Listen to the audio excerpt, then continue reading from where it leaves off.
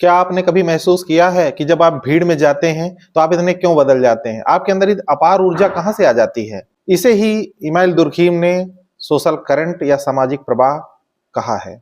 सामाजिक प्रवाह वे भावनाएं या लहरें होती हैं जो किसी व्यक्ति के अंदर से नहीं बल्कि पूरे समाज से या समूह से पैदा होती हैं। ये अस्थायी होती हैं लेकिन बहुत शक्तिशाली होती हैं।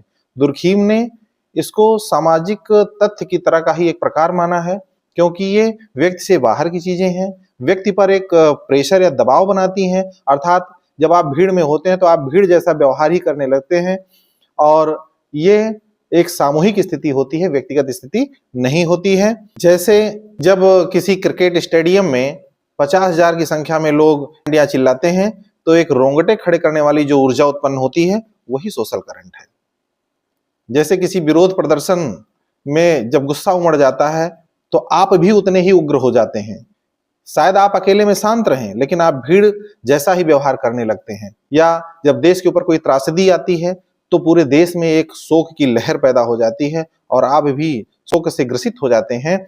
तो इस प्रकार से सोशल करंट व्यक्ति के व्यवहारों पर नियंत्रण स्थापित करता है। दुर्खीम कहते हैं कि ये व्यक्ति के अंदर से नहीं बल्कि समाज या समूह से पैदा होती हैं, चाहे वो देशभक्ति का जोश हो या किसी अन्याय पर सामूहिक गुस्सा हो। अगली बार जब भी भीड़ में आप जाएं तो याद रखिएगा, ये आप नहीं हैं बल्कि ये सोशल करंट है जो बोल रहा है, जो आपके व्यवहार को नियंत्रित कर रहा है। धन्यवाद।